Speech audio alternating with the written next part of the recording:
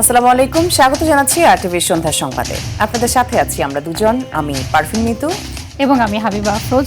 কোনো ভয়ভীতি বা আতঙ্ক নয়, শুধু জনগণের নির্ভীক মত প্রকাশের স্বাধীনতা নিয়েই এবারে নির্বাচন অনুষ্ঠিত হতে যাচ্ছে বলে জানিয়েছেন প্রধান উপদেষ্টা ডক্টর মোহাম্মদ ইউনূস। ভোটারদের দেশের মালিক উল্লেখ করে তিনি বলেন, পরবর্তী 5 বছর কে দেশ চালাবে তার সিদ্ধান্ত ভোটাররাই নেবে। রোববার বিকেলে রাজধানীর মানিক মিয়া এভিনিউতে জাতীয় সংসদ ভবনের সামনে ভোটের গাড়ি আনুষ্ঠানিক উদ্বোধন উপলক্ষে তিনি এসব কথা বলেন। শাকিলা করিমের রিপোর্ট। পুরোদমে চলতে শুরু করেছে ভোটের ট্রেন। উৎসবের এমন আমেজে বাড়তি মাত্রা যোগ করতে এবার মাঠে নামছে ভোটের গাড়ি। রোববার বিকেলে রাজধানীর মানিক মিয়া এভিনিউয়ে জাতীয় সংসদ ভবনের সামনে ভোটের গাড়ির উদ্বোধন করেন প্রধান উপদেষ্টা ডক্টর মোহাম্মদ ইউনূস।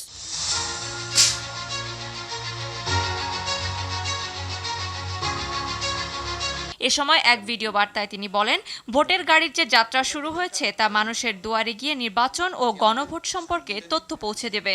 এই সুপার ক্যারাভান কেবল একটি গাড়িই নয়, এটি গণতন্ত্রের আনন্দবাণী বহনকারী ভোট। এটি জানিয়ে দেবে আপনার একটি ভোট কতটা গুরুত্বপূর্ণ, ভোটাধিকার সম্পর্কে সচেতনতা তৈরি করবে এবং গণতন্ত্রের বার্তা ছড়িয়ে দেবে। এ সময় তিনি নারী এবং যারা প্রথম ভোটার রয়েছেন তাদের সকলকে ভোট কেন্দ্রে গিয়ে ভোটাধিকার প্রয়োগের আহ্বান জানান। বিশেষভাবে অনুরোধ জানাচ্ছি তরুণ সমাজ, নারী ভোটার এবং প্রথমবারের ভোটারদের প্রতি, আপনারা এগিয়ে আসুন। এবারের নির্বাচনে আপনি আরও একটা ভোট দেবেন, জুলাই সনদের ভোট। এই সনদ দেশের মানুষ পছন্দ করলে দেশ আগামী বহু বছরের জন্য নিরাপদে চলবে বলে আমার দৃঢ় বিশ্বাস।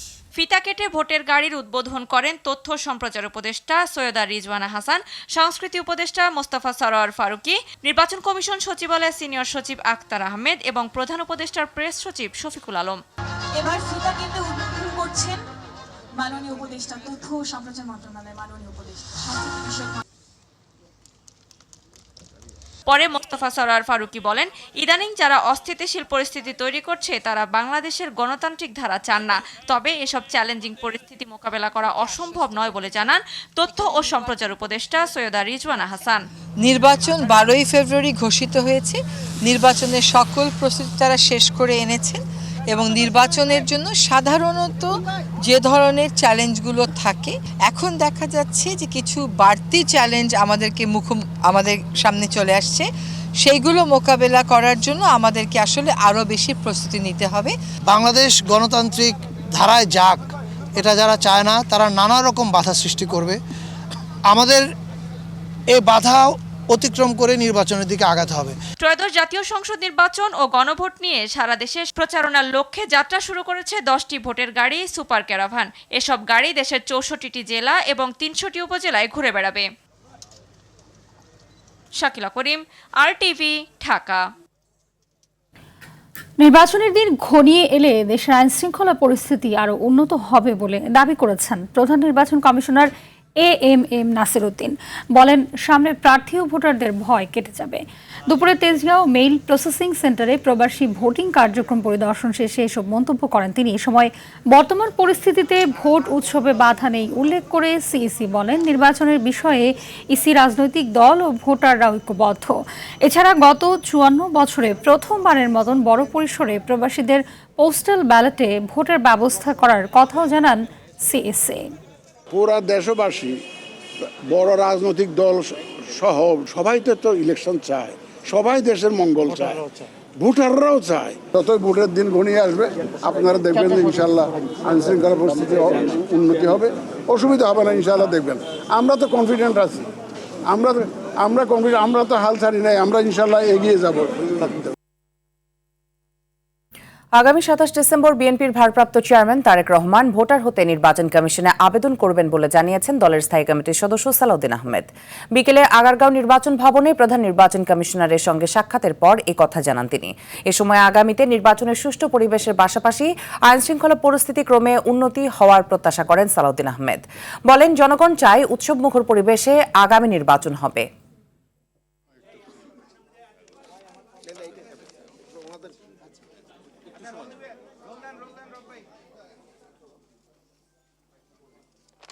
ভোটার হওয়া, আইডি কার্ড বা ভোটার আইডি বা ন্যাশনাল আইডি হওয়া সংক্রান্ত যা কিছু আছে তিনি এই 27 তারিখেই করবেন।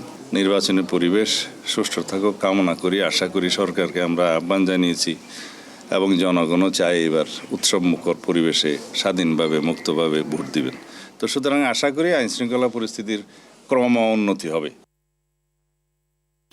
তারেক রহমানের স্বদেশ প্রত্যাবর্তনের স্মরণকালের শ্রেষ্ঠ অভ্যর্থনা জানাতে ইতিমধ্যেই প্রায় প্রস্তুত বিএনপি। প্রিয় নেতাকে স্মরণে সারা দেশ থেকে ঢাকায় প্রবেশের দিক নির্দেশনা দেওয়া হয়েছে তৃণমূলের নেতাকর্মীদের। 25 ডিসেম্বর সবচেয়ে বেশি গুরুত্ব পাবে তারেক রহমানের নিরাপত্তার বিষয়টি। বিমানবন্দর থেকে ফিরোজা পর্যন্ত নেতাকর্মীদের সুশৃঙ্খল অবস্থানে কাজ করবে অভ্যর্থনা কমিটি। আরো জানাচ্ছেন শামীম চৌধুরী। সেকেন্ড, মিনিট, ঘন্টা ধরে ক্ষণ গণনায় সময় পার করছেন বিএনপি নেতাকর্মীরা। প্রিয় নেতার স্বদেশ প্রত্যাবর্তনের অপেক্ষায় শুধু দল নয়, প্রহর গুনছে পুরো দেশ। প্রায় 1.5 যুগ পর প্রিয় মাতৃভূমিতে ফিরছেন দেশের রাজনীতির অন্যতম বরপুত্র। তাই তো বরণে প্রস্তুতির কমতি নেই। দলের ভারপ্রাপ্ত চেয়ারম্যানের স্বদেশ প্রত্যাবর্তন দিবসটি স্মরণীয় করে রাখতে স্মরণকালের বৃহত্তম গণজমায়েতের পরিকল্পনা করছে দলটি। সমগ্র ঢাকা শহরে হয়তো সেদিন গণমানুষের জোয়ার বয়ে যাবে, যেটা ইতিহাসে ইতিপূর্বে কখনো দেখা যায়নি এবং সামনের ইতিহাসও হয়তো যাবে না। বিমানবন্দর থেকে তারেক রহমান সরাসরি যাবেন এভার কেয়ার হাসপাতালে অসুস্থ মাকে দেখতে। এভার কেয়ার হাসপাতাল থেকে তারেক রহমান যাবেন বসুন্ধরার 300 ফিটে, যেখানে তাকে দেওয়া হবে বিশাল সংবর্ধনা। বিমানবন্দর থেকে গুলশানের বাসভবন পর্যন্ত যাত্রাপথে গড়ে তোলা হবে কয়েক স্তরের নিরাপত্তা বলয়। যাতে নিশ্চিত নিরাপত্তা নিশ্চিত করা যায় সেই জন্য দলের পক্ষ থেকে সিকিউরিটি টিম সেভাবে সাজানো হয়েছে এবং সরকারের সমস্ত ইন্টেলিজেন্স এজেন্সি এবং স্বরাষ্ট্র মন্ত্রণালয়ের সাথে কথা বলা হয়েছে। তারা সমন্বয় করছেন আমাদের ইন্টেলিজেন্স টিমের সাথে। আমরা সার্বিক সহযোগিতা পাচ্ছি। শুধু ঢাকা নয়, দেশের সবগুলো জেলা, উপজেলা, এমনকি ইউনিয়ন পর্যায় থেকে সংবর্ধনায় যোগ দেবেন দলের লাখো নেতাকর্মী। বিশেষ নির্দেশনা দেওয়া হয়েছে তাদের জন্য। জনগণের কাছে আগেই ক্ষমা চেয়ে নেব কিছুটা যদি দুর্ভোগ হয়, তা আমরা চেষ্টা করছি যাতে দুর্ভোগ কম হয় এবং সেই হিসাবে আমরা আমাদের বার্তাগুলো আগে দেব। ইতিমধ্যেই পরিদর্শন করা হয়েছে যাতায়াত পথ, তৈরি করা হচ্ছে সমাবেশ মঞ্চ। বিমানবন্দর থেকে এভার কেয়ার হাসপাতাল, বসুন্ধরার 300 ফিট সংবর্ধনা স্থল এবং ফিরোজার সামনের সড়কে নেতাকর্মীদের সুশৃঙ্খল অবস্থান নিশ্চিত করতে কাজ করছেন দায়িত্বপ্রাপ্তরা। বিমানবন্দর থেকে শুরু করে এভার কেয়ার এবং এভার কেয়ার থেকে ফিরোজা পর্যন্ত আমরা রাস্তার দুপাশে দাঁড়িয়ে জনদুর্ভোগ কমিয়ে যাতে সুন্দরভাবে আমাদের প্রিয় নেতাকে আমরা সকলে বরণ করে নিতে পারি। নিজ এলাকায় প্রিয় নেতাকে পেতে স্মরণকালের শ্রেষ্ঠ অভ্যর্থনা জানাতে সর্বোচ্চ প্রস্তুতি রাখছেন স্থানীয় নেতৃবৃন্দ। দলবল নির্বিশেষে ওই দিন তারেক রহমান সাহেবকে বরণ করার জন্য রূপগঞ্জবাসী অপেক্ষা করছে। তারেক রহমানের স্বদেশ প্রত্যাবর্তনের মাধ্যমে অবসান ঘটতে যাচ্ছে নির্বাসিত জীবনের। ফিরবেন প্রিয় নেতা, যার জন্য অপেক্ষায় পুরো দেশ। শামীম চৌধুরী, RTV, ঢাকা। পুরো জাতি এই মুহূর্তে একটা শঙ্কার মধ্যে রয়েছে বলে মন্তব্য করেছেন বিএনপির স্থায়ী কমিটির সদস্য মির্জা আব্বাস। দলের সিনিয়র যুগ্ম মহাসচিব রুহুল কবির রিজভী বলেছেন, মব সহিংসতা গণতন্ত্রকে হুমকির মুখে ফেলছে, এ অরাজকতার অবসান করতে হবে। দলের প্রতিষ্ঠাতা জিয়াউর রহমানের সমাধিতে শ্রদ্ধা নিবেদন শেষে মন্তব্য করেন তিনি। শামীম চৌধুরীর আরও একটি রিপোর্ট। দলের ভারপ্রাপ্ত চেয়ারম্যানের স্বদেশ প্রত্যাবর্তন উপলক্ষে রাজধানীর বসুন্ধরার 300 ফিট সমাবেশস্থল পরিদর্শন করেন বিএনপির স্থায়ী কমিটির সদস্য মির্জা আব্বাস। সেখানে সাংবাদিকদের প্রশ্নের জবাবে তারেক রহমানের নিরাপত্তার বিষয়ে কথা বলেন তিনি। এই মুহূর্তে তো পুরো জাতি তো একটা সংখ্যার মধ্যে আছে, শুধু একটা নিরাপত্তা না, পুরো জাতিতে একটা একটা একটা সংখ্যার মধ্যে আমরা আছি। প্রতিটা মুহূর্তে নিরাপত্তা যতটুকু এনশিওর করা দরকার আমরা চেষ্টা করতেছি। এদিকে বিএনপির প্রতিষ্ঠাতা জিয়াউর রহমানের সমাধিতে শ্রদ্ধা নিবেদন করে মুক্তিযোদ্ধা প্রজন্ম দল। সেখানে দলের সিনিয়র যুগ্ম মহাসচিব রুহুল কবির রিজভী সাংবাদিকদের বলেন, নানা ইস্যুতে মব সৃষ্টিকারীদের থামাতে অন্তর্বর্তী সরকারকে দায়িত্ব নিতে হবে। গণতন্ত্রকে মজবুত আর শক্তিশালী করতে হলে অরাজকতার আলামত যেগুলো দেখছি সেগুলোরও অবসান করতে হবে। অন্তর্বর্তীকালীন সরকার এটা অবসান না করতে পারেন, এই যে দলবদ্ধভাবে আক্রমণ, এই যে মব, এই যে উচ্ছৃঙ্খল জনতা, তারা আক্রমণ করছে, প্রতিষ্ঠান ভাঙছে, একের পর এক যে সমস্ত কর্মগুলো হচ্ছে, এইটা গণতন্ত্রের বিরোধী কর্মকাণ্ড। এদিকে চট্টগ্রামের একটি হোটেলে দেশের বর্তমান অর্থনৈতিক চ্যালেঞ্জ মোকাবিলা, বিনিয়োগ এবং ব্যবসা বান্ধব পরিবেশ তৈরির লক্ষ্যে আয়োজিত সংলাপে বিএনপির স্থায়ী কমিটির আরেক সদস্য আমির খসরু মাহমুদ চৌধুরী বলেন, জনগণের ক্ষমতায় ভিত্তি করে গণতান্ত্রিক রাষ্ট্র গড়তে চায় বিএনপি। নির্বাচন না হলে, দেশের মানুষের মালিকানা ফিরে না পেলে, নির্বাচিত সংসদ সরকার না থাকলে যারা লাভবান হবে মনে করছে, তাদের সম্বন্ধে একটা জনগণের সন্দেহ তো রয়ে গেছে, সেটা তো আমার বলার অপেক্ষা রাখি। শামীম চৌধুরী, RTV, ঢাকা। বাংলাদেশকে স্বাধীন সার্বভৌম দেশ হিসেবে দেখতে চাইলে সব ষড়যন্ত্র ও অপশক্তির বিরুদ্ধে রুখে দাঁড়াতে হবে বলে মন্তব্য করেছেন বিএনপির মহাসচিব মির্জা ফখরুল ইসলাম আলমগীর। রাজধানীর একটি হোটেলের সম্পাদক পরিষদ ও নোয়াব আয়োজিত যৌথ প্রতিবাদ সভায় এমন মন্তব্য করেন তিনি। এ সময় এনসিপি আহ্বায়ক নাহিদ ইসলাম বলেন, দেশকে নির্বাচন থেকে সরিয়ে দেওয়ার জন্য এমন ঘটনা ঘটানো হচ্ছে। শামীম চৌধুরীকে সাথে নিয়ে আরো জানাচ্ছেন AR বাদল। মব ভায়োলেন্সের বিরুদ্ধে রাজধানীর এক হোটেলে সম্পাদক পরিষদ ও নোয়াব আয়োজিত এই যৌথ প্রতিবাদ সভার আয়োজন করা হয়। এতে গণমাধ্যম ও বিশিষ্ট ব্যক্তিসহ রাজনৈতিক নেতারা অংশ নেন। এই সাহসটা আমাদের নাগরিক সাহস দেখানোর এইটি সময়, একতার এইটি সময়। প্রতিবাদে সংহতি জানিয়ে জাতীয় নাগরিক পার্টির আহ্বায়ক নাহিদ ইসলাম বলেন, এ ধরনের ঘটনা যাতে না ঘটে সেজন্য সবাইকে সজাগ থাকতে হবে। প্রতিষ্ঠান ভাঙচুর যেটা আইনের শাসনকে ব্যাহত করবে, এরকম কোনো কিছুর পক্ষে যারা বা সম্মতি দূর করবে তাদের বিরুদ্ধে আমাদের ব্যবস্থা নিতে হবে। এটা পুরো দেশের রাজনীতি, নির্বাচন, সেটাকে একদিকে নিয়ে যাওয়ার জন্য এই পরিকল্পনা চক্রান্ত। এই সময় বিএনপি মহাসচিব মির্জা ফখরুল ইসলাম আলমগীর বলেন, শান্তিপূর্ণ ন্যায়ের বাংলাদেশ গড়তে মব ভায়োলেন্সের বিরুদ্ধে সবাইকে রুখে দাঁড়াতে হবে। আজকে ডেইলি স্টার নয়, প্রথম আলো নয়, আজকে গণতন্ত্রের উপর আঘাত এসেছে। আমার স্বাধীনভাবে চিন্তা করার যে অধিকার, আমার কথা বলার যে অধিকার, তারপর আবার আঘাত এসেছে।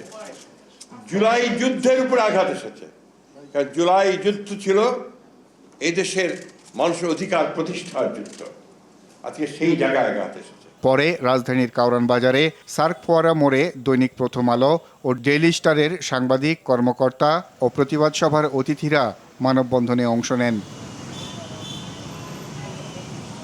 AR বাদল, RTV, ঢাকা। দৈনিক প্রথম আলো ও দ্য ডেইলি স্টার কার্যালয়ে হামলা, ভাঙচুর ও অগ্নিসংযোগের ঘটনায় আলামত সহ মোট 17 জনকে গ্রেপ্তার করেছে ডিএমপি। এর মধ্যে থানা পুলিশ 13 জন, সিটিটিসি 3 জন এবং ডিবি 1 জনকে গ্রেপ্তার করেছে। সকালে ডিএমপি মিডিয়া সেন্টারে সংবাদ সম্মেলনে তথ্য জানান ডিএমপির অতিরিক্ত police commissioner SN Nazrul Islam. তিনি বলেন, ভিডিও ফুটেজ দেখে দুষ্কৃতিকারীদের চিহ্নিত করা হচ্ছে। পুলিশ ও সাধারণ মানুষের ক্যাজুয়ালিটির কথা চিন্তা করে তাৎক্ষণিক ব্যবস্থা নেওয়া হয়নি। এখন পর্যন্ত ভিডিও ফুটেজ দেখে ঘটনায় জড়িত 31 জনকে চিহ্নিত করা হয়েছে বলে জানান ডিএমপির অতিরিক্ত কমিশনার। রাত অনুমান 11টা।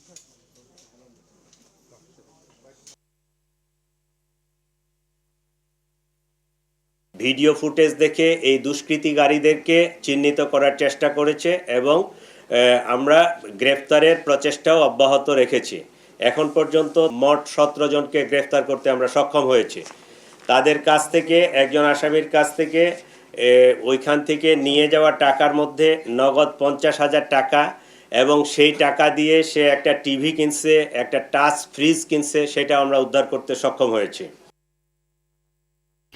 ইনকিলাব মঞ্চের মুখপাত্র ওসমান হাদি হত্যাকাণ্ডের মূল হোতা বর্তমানে দেশে নাকি বিদেশে, এ বিষয়ে এখনও নিশ্চিত কোনো তথ্য নেই বলে জানিয়েছেন স্বরাষ্ট্র উপদেষ্টা জাহাঙ্গীর আলম চৌধুরী। বলেন, হাদি হত্যাকাণ্ডে জড়িতদের বিচারের বিষয়টিকে সর্বোচ্চ গুরুত্ব দিয়ে দেখছে সরকার। এ ঘটনার এরই মধ্যে 10 জনকে গ্রেপ্তার করা হয়েছে। এছাড়া তারেক রহমানের প্রত্যাবর্তন উপলক্ষে সর্বোচ্চ নিরাপত্তা ব্যবস্থা গ্রহণের আশ্বাস স্বরাষ্ট্র উপদেষ্টার। সাদিয়া কানেজের রিপোর্ট।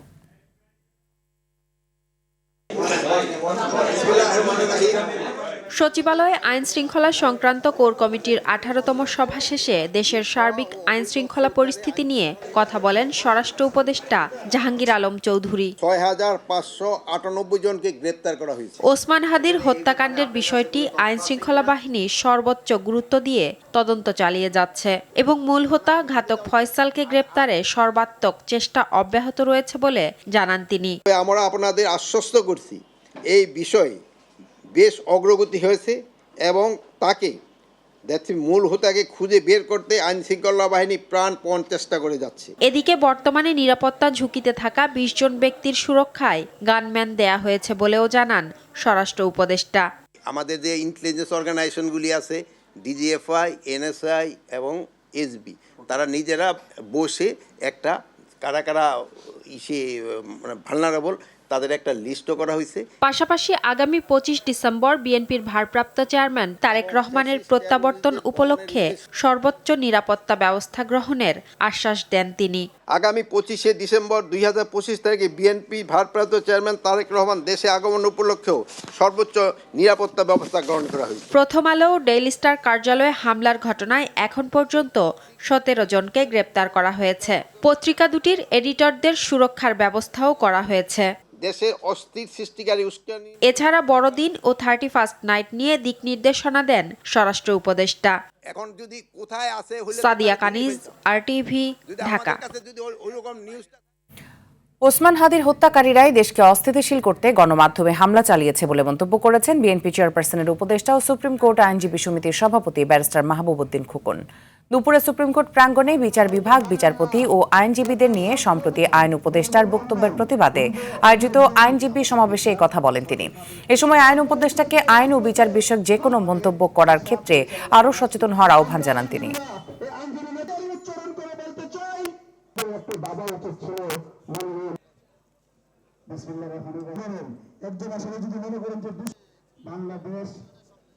মন্তব্য আমরা আশা করি না। আইনজীবী কোন বিচারপতি জামিন দিলে সে জামিন আসামি বের হয়ে আবার এটা করবে ওটা করবে ওটা করবে বিশুদ্ধ রাখে দিবে, তার সাথে এটা কোনক না, ন্যাচুরাল না, সে কি জানে। সুতরাং যারা ওসমান হাদি হত্যাকাণ্ড হতো তাদেরই কোন না কোন গ্রুপ এই রেজিস্টার প্রথম আলো মিডিয়ার উপর হামলা করেছে, এটার তীব্র নিন্দা জানায়। শহীদ শরীফ ওসমান বিন হাদি হত্যাকাণ্ডে জড়িতদের দ্রুত গ্রেপ্তার সহ 3 দফা দাবিতে 24 ঘন্টার আলটিমেটাম দিয়ে শহীদী শপথ গ্রহণ কর্মসূচি ঘোষণা করেছে ইনকিলাব মঞ্চ। আগামীকাল মঙ্গলবার বিকেল 3টায় রাজধানীর শাহবাগ মোড়ে এই কর্মসূচি অনুষ্ঠিত হবে। বিকেলে কেন্দ্রীয় শহীদ মিনারে বিক্ষোভ সমাবেশ থেকে এই ঘোষণা দেন সংগঠনটির সদস্য সচিব আব্দুল্লাহ আল জাবের। এর আগে জাতীয় জাদুঘরের সামনে সংবাদ সম্মেলনে হত্যার বিচারের আগে নির্বাচন হতে দেওয়া হবে না বলে হুঁশিয়ারি দেওয়া হয়। এছাড়া বিচারের জন্য একটি বিশেষ ট্রাইব্যুনাল গঠনের দাবিও জানায় ইনকিলাব মঞ্চ। বিচারের জন্য একটি দ্রুত বিচারিক ট্রাইব্যুনালের মধ্য দিয়ে 30 কার্য দিবসের মধ্যে এই বিচার কার্য সম্পন্ন করতে হবে। আমরা ইনকিলাব মঞ্চের পক্ষ থেকে আগামীকাল শহীদী শপথ ঘোষণা করছি। খুলনায় জাতীয় নাগরিক পার্টি এনসিপির শ্রমিক সংগঠনের কেন্দ্রীয় নেতা মোহাম্মদ মোতালেব শিকদারকে গুলি করেছে দুর্বৃত্তরা। বেলা 11টার দিকে সোনাডাঙ্গা আবাসিক এলাকার গাজী মেডিকেল কলেজের সামনে এই ঘটনা ঘটে। স্থানীয়রা জানান হঠাৎ গুলির শব্দ শুনতে পান তারা। দুর্বৃত্তরা মোতালেবকে গুলি করে পালিয়ে যায়। পরে তাকে উদ্ধার করে দ্রুত খুলনা মেডিকেল কলেজ হাসপাতালে ভর্তি করা হয়। ঘটনাস্থল পরিদর্শন করে হামলাকারীদের শনাক্ত ও গ্রেপ্তারে অভিযান শুরু হয়েছে বলে জানিয়েছে সোনাডাঙ্গা থানা পুলিশ। এদিকে এই ঘটনায় জড়িত আসামিরা যাতে সীমান্ত পেরিয়ে ভারতে পালাতে না পারে সেজন্য বেনাপোল ও যশোর সীমান্তে নজরদারি বৃদ্ধি করেছে বিজিবি। এই ঘটনাতে আসি এবং দেখতে পাই যে ঘটনাস্থল এখানে বিভিন্ন স্থানে আমরা রক্তের দাগ পেয়েছি। এখানে যারা ছিল ওদের অন্তঃকন্দলের কারণেই আপনার এই গুলি ঘটনাটি ঘটেছে। আমরা এই ঘটনার সঙ্গে কারা কারা জড়িত এবং কারা কারা আসা যাওয়া করতো আমরা এগুলো তথ্য কালেকশন করছি এবং আমরা অতি শীঘ্রই এই ঘটনার সত্যতা বের করতে পারবো। গ্যাং অফ ফোরের সদস্য সালমান এফ রহমান ও সাবেক আইনমন্ত্রী আনিসুল হক জুলাই আন্দোলন কঠোরভাবে দমনের মূল পরিকল্পনাকারী বলে ট্রাইব্যুনালকে জানিয়েছেন চিফ প্রসিকিউটর তাজুল ইসলাম। জানান, কারফিউ দিয়ে বল প্রয়োগ করে আন্দোলনকারীদের শেষ করে দেওয়ার পরামর্শ ছিল তাদেরই। 24-এর গণ অভ্যুত্থানে কারফিউ জারি এবং ব্যবসায়ীদের সঙ্গে বৈঠক করে হত্যাকাণ্ডের সহায়তা সহ 5 অভিযোগে তাদের বিরুদ্ধে আনুষ্ঠানিক অভিযোগ গঠনের উপর তৃতীয় দিনের শুনানি শেষে এসব কথা বলেন তাজুল ইসলাম। বিচারপতি গোলাম মুর্তজা মজুমদারের নেতৃত্বাধীন আন্তর্জাতিক অপরাধ ট্রাইব্যুনালে একে চলা এ মামলার পরবর্তী শুনানি হবে 4 জানুয়ারি। পরে এ ট্রাইব্যুনালেই রাজধানীর চাংখারপুলে 6 জনকে হত্যা মামলায় আসামি পক্ষের যুক্তিতর্ক উপস্থাপন হয়। নিরস্ত্র সিভিলিয়ান পপুলেশনকে হত্যা করা, তাদেরকে দমন করা এবং তাদেরকে সাইলেন্ট করে দেওয়ার জন্য 4 জন ব্যক্তিকে দায়িত্ব দেওয়া হয়েছিল। তার মধ্যে সালমান এফ রহমান, আনিসুল হক, মোহাম্মদ আলী আরাফাত এবং স্বরাষ্ট্রমন্ত্রী আসাদুজ্জামান খান কামাল, এই 4 জনে যাদেরকে গ্যাং অফ 4 নামে ডাকা হতো, তারা পরিকল্পনা করেছেন যে কিভাবে এই আন্দোলন দমনে কোথায় কিভাবে অপারেশন হবে, কি অস্ত্র ব্যবহার হবে, কিভাবে হত্যা করা হবে, কাদের বিরুদ্ধে মিথ্যা মামলা দায়ের করা হবে এবং কিভাবে তাদেরকে জেলে রাখা হবে, রিমান্ডে নেওয়া হবে। এই সব কিছুর পরিকল্পনা এই গ্যাং অফ 4-এর মাধ্যমে হয়েছে। স্পেশালি এই 2 জন আসামি করেছেন। বাংলাদেশ ও জাপানের মধ্যে অর্থনৈতিক অংশীদারিত্ব চুক্তির ইপিএ খসড়া চূড়ান্ত হয়েছে। আগামী মাসে চুক্তি স্বাক্ষর হবে বলে জানিয়েছেন বাণিজ্য উপদেষ্টা শেখ বশিরউদ্দিন। দুপুরে সচিবালয়ে বাণিজ্য মন্ত্রণালয়ের সম্মেলন কক্ষে বাংলাদেশ জাপান অর্থনৈতিক অংশীদারিত্ব চুক্তি নেগোসিয়েশন নিয়ে সংবাদ সম্মেলনে এসব তথ্য জানান তিনি। বলেন, বাংলাদেশে প্রথম অন্য কোনো দেশের সঙ্গে এ ধরনের অর্থনৈতিক চুক্তি করতে যাচ্ছে। এই চুক্তির মাধ্যমে বাংলাদেশ জাপানের জন্য 97টি উপখাত উন্মুক্ত করতে সম্মত হয়েছে। অন্যদিকে জাপান বাংলাদেশের জন্য 120টি উপখাতে 4টি মোডে সার্ভিস উন্মুক্ত করার সিদ্ধান্ত নিয়েছে। এর ফলে বাংলাদেশে বাণিজ্য সম্প্রসারণ, বিনিয়োগ বৃদ্ধি এবং কর্মসংস্থানের নতুন সুযোগ সৃষ্টি হবে। এই এগ্রিমেন্টের মাধ্যমে আমরা প্রায় 97% অধিক পণ্য বাণিজ্য সুবিধা নিয়ে জাপানে আমরা যেতে পারবো এবং আমাদের এই চুক্তির ব্যাপ্তি আমাদের মানব সম্পদ, সেবা খাত, উৎপাদনশীল খাত সহ আমাদের মুভমেন্ট অফ ন্যাচারাল পারসনস সহকারে আমাদের একটা সামগ্রিক চুক্তি এবং বাংলাদেশে যত জাপানিজ বিনিয়োগ আছে তাদেরকেও আমরা আশ্বস্ত করতে সক্ষম হব যে আমাদের দ্বিপাক্ষিক বাণিজ্য বৃদ্ধি পাবে, নতুন বাণিজ্যের সৃষ্টি হবে। দুর্বল বিকেন্দ্রীকরণ, শহরমুখী কর্মসংস্থানের প্রবণতা ও অপরিকল্পিত নগরায়ন সহ নানা কারণে ঢাকামুখী 3 হুইলারের সংখ্যা প্রতিনিয়ত বাড়ছে। এই জন্য 3 হুইলার নিয়ন্ত্রণে বাহনটিকে দ্রুত নীতিমালার আওতায় এনে তার যথাযথ বাস্তবায়ন করার সময় এসেছে। রাজধানী ধানমন্ডিতে সিপিডি কার্যালয়ে আয়োজিত শহরের যাতায়াত ব্যবস্থায় ব্যাটারি চালিত 3 হুইলার রিকশার চ্যালেঞ্জ এবং তা উত্তরণে করণীয় নিয়ে সেমিনারে এসব কথা বলেন বক্তারা। এই বাহনটি নিয়ন্ত্রণে সড়ক পরিবহন কর্তৃপক্ষ সহ সংশ্লিষ্টদের প্রাতিষ্ঠানিক সক্ষমতা বাড়ানো, গতি নিয়ন্ত্রণে বিধিনিষেধ আরোপ করা, লাইসেন্স দেওয়ার ক্ষেত্রে এলাকাভিত্তিক রিকশার সংখ্যা নির্ধারণ করা ও আমদানিকৃত যন্ত্রাংশের ক্ষেত্রে ট্যাক্স বাড়ানোর তাগিদ দিয়েছে সিপিডি। এটাকে এখন বন্ধ করার সময় এটা যেন আর এক্সপ্যানশন না হয়, নতুন করে যাতে কোনো না ঢুকে সেটা, এবং এগুলোকে লাইসেন্সের, যেটা লিপন ভাই এগ্রি করলেন যে এগুলোকে লাইসেন্সিং এর আওতায় নিয়ে আসা। সুতরাং এইভাবে করে গেলে আমার ধারণা ধীরে ধীরে এটা একটা নিয়ন্ত্রিত ব্যবস্থার ভিতরে আসবে। হবিগঞ্জের নবীগঞ্জ উপজেলায় কৃষি জমি আধিপত্য বিস্তারকে কেন্দ্র করে দুপক্ষের সংঘর্ষে শতাধিক মানুষ আহত হয়েছেন। বিকেলে উপজেলার কালিয়ার ভাঙ্গা ইউনিয়নের মান্দারকান্দি গ্রামে এই ঘটনা ঘটে। পুলিশ ও স্থানীয়রা জানায়, গ্রামের সামু ও আব্দুল হাইয়ের সঙ্গে মুহিত মিয়ার দীর্ঘদিন ধরে কৃষি জমি নিয়ে বিরোধ চলছিল। সেই বিরোধের জের ধরে পিস্তল সহ দেশীয় অস্ত্র ব্যবহার করে সংঘর্ষে জড়িয়ে পড়ে দুপক্ষ। আহতদের নবীগঞ্জ উপজেলার স্বাস্থ্য কমপ্লেক্স এবং হবিগঞ্জ আধুনিক সদর হাসপাতালে চিকিৎসা দেওয়া হচ্ছে। একটি ওভারপাস না থাকায় বগুড়ার টিএমএসএস এলাকার ব্যস্ততম মহাসড়কে প্রতিদিন ঝুঁকি নিয়ে সড়ক পারাপার হচ্ছেন হাজার হাজার মানুষ। এতে প্রায় ঘটছে ছোট বড় দুর্ঘটনা। স্থানীয়দের পক্ষ থেকে বারবার আবেদনের পরও নেওয়া হচ্ছে না কোনো উদ্যোগ। বগুড়া প্রতিনিধির পাঠানো তথ্যচিত্রে আরও জানাচ্ছেন সাকিব আল হাসান। সড়কের এক পাশে মেডিকেল কলেজ, হাসপাতাল, বিশ্ববিদ্যালয়, ইকো পার্ক আর অন্য পাশে 5 তারকা হোটেল সহ অন্তত 30টি গুরুত্বপূর্ণ স্থাপনা। কিন্তু সড়ক দুর্ঘটনার উচ্চমাত্রার ঝুঁকি থাকলেও পথচারীদের জন্য নেই কোনো নিরাপদ পারাপার ব্যবস্থা। রোগী স্বজন, দেশি বিদেশি শিক্ষার্থী, পর্যটক ও স্কুল কলেজের শিক্ষার্থী সহ প্রতিদিন কয়েক হাজার মানুষ এভাবেই ঝুঁকি নিয়ে পার হচ্ছেন ব্যস্ততম এই সড়ক। স্থানীয়রা বলছেন, কয়েক বছর আগে একটি আন্ডারপাস নির্মাণের কাজ শুরু হলেও হঠাৎ বন্ধ হয়ে যায় সেই কাজ। অন্তত একটি ফুট ওভারব্রিজ নির্মাণের দাবি তাদের। আমরা এক কথায় জীবন হাতে নিয়ে রাস্তা পারাপার হই এবং এখানে যারা দায়িত্বে আছে রাস্তা পারাপার করে দেয় আমাদের, ওরাও অনেক রিস্ক নিয়ে আমাদের রাস্তা পারাপার করে দেয় এবং কিছুদিন আগেও একটা দাদু এরকম অ্যাক্সিডেন্ট করে মারাই গেছে। অনেক রোগী আছে, তারা হাঁটতে পারে না, অনেক ভালো করে হাঁটতে পারে না, তাদের জন্য সমস্যা। স্টুডেন্ট তো অনেক সারাদিনে পার হয়। আন্ডারপাস দ্রুত সময়ের মধ্যে নির্মাণ করা হয় তাহলে আমার মনে হয় জনদুর্ভোগ এটা লাঘব হবে। আমি এখানে রাস্তা পারাপার করি, এখানে খুব ঝুঁকিপূর্ণ, খুবই রিস্ক। বরাবরের মতো আশ্বাস সাসেক প্রকল্প পরিচালকের। এটা তো আসলে পুরা তো ডিসিশন হয়েছে তো উপর থেকে, যেটা আসলে ওই যে এখানে শুধুমাত্র তো এখানে দেখা যাচ্ছে যে টিএমএসএস এর মেডিকেল কলেজ আর এখানে তো আমরা ভেঙে ফেলছি অনেক কিছু, বুঝছেন? আচ্ছা, জি। তো এখানে একটা ফুট ওভার ব্রিজ আমরা দেওয়ার প্ল্যান করছি। হ্যাঁ, আমরা ফুট ওভার ব্রিজ হয়তো দিয়ে দেবো, ফুট ওভার ব্রিজ আর কি। আর কোনো দুর্ঘটনা ঘটার আগেই পথচারীদের জন্য তৈরি করা হবে একটি ওভারপাস, এমনটি প্রত্যাশা স্থানীয়দের। সাকিব আল হাসান, RTV। রাসায়নিক অস্ত্র কনভেনশন BNACWC এর 25তম সাধারণ সভা অনুষ্ঠিত হয়েছে। সকালে সশস্ত্র বাহিনী বিভাগের মাল্টিপারপাস হলে এই সভা অনুষ্ঠিত হয়। এতে BNWTCর চেয়ারম্যান ও সশস্ত্র বাহিনী বিভাগের principal staff officer lieutenant general SM Kamrul Hasan সহ বিশিষ্টজনেরা উপস্থিত ছিলেন। এছাড়া বিভিন্ন মন্ত্রণালয়, বিভাগ, সংস্থা এবং বাহিনীর সামরিক ও অসামরিক সদস্যরা সভায় অংশ নেন।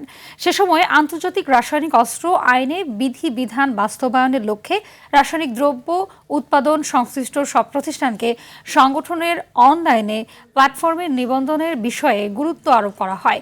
সম্প্রতি ঘটে যাওয়া মিরপুর গাজীপুর বিমানবন্দরে অগ্নি দুর্ঘটনার ভয়াবহতা এবং এ ধরনের দুর্ঘটনা রোধে সংশ্লিষ্ট সবার কার্যকরী ভূমিকার ব্যাপারে নির্দেশনা দেওয়া হয়।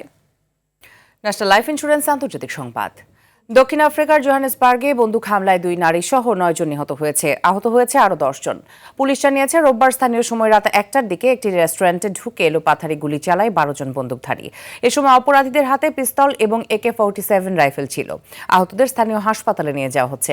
একই সঙ্গে হামলাকারীদের খুঁজতে তদন্ত চলছে। সম্প্রতি বেসামরিক লোকজনের উপর হামলার ঘটনা বেড়েছে দেশটিতে। পুলিশের পরিসংখ্যান অনুসারে এ বছরের এপ্রিল থেকে সেপ্টেম্বরে প্রতিদিন গড়ে হত্যার শিকার 63 জন।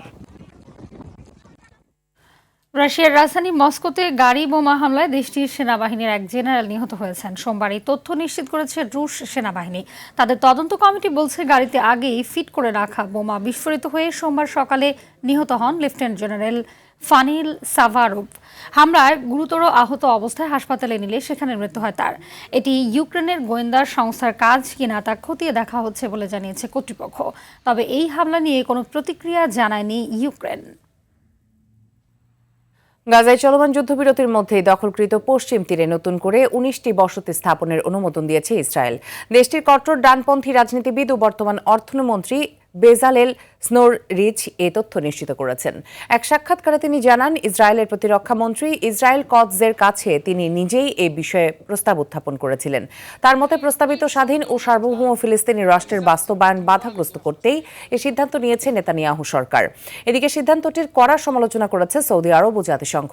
জাতিসংঘের মহাসচিব অ্যান্তোনিও গুতেরেস বলেন, দখলদারিত্ব বাড়িয়ে মধ্যপ্রাচ্যে উত্তেজনা ছড়াচ্ছে ইসরায়েল। সীমান্তে ফের রক্তক্ষয়ী সংঘর্ষে জড়িয়েছে থাইল্যান্ড ও কম্বোডিয়া। এতে পরিস্থিতি আরও উত্তপ্ত হয়ে উঠেছে। সীমান্তে 2 দেশের চলমান উত্তেজনার মধ্যেই বুধবার আলোচনায় বসতে যাচ্ছে 2 দেশ। মালয়েশিয়ার আসিয়ান পররাষ্ট্রমন্ত্রীদের বৈঠকে থাইল্যান্ডের পররাষ্ট্রমন্ত্রী তথ্য নিশ্চিত করেন। কম্বোডিয়ার প্রতিরক্ষা মন্ত্রণালয় জানায়, কম্বোডিয়ার F-16 যুদ্ধবিমান ব্যবহার করে বোমা হামলা চালিয়েছে থাইল্যান্ড। হামলার সময় বিষাক্ত গ্যাস ব্যবহার করার অভিযোগও তুলেছে দেশটি। এদিকে থাই গণমাধ্যম বলছে, 2 পক্ষের মধ্যে গোলাগুলির ঘটনায় খোক সুং জেলায় কম্বোডিয়ান বাহিনী ভারী অস্ত্র ব্যবহার করে হামলা চালায়।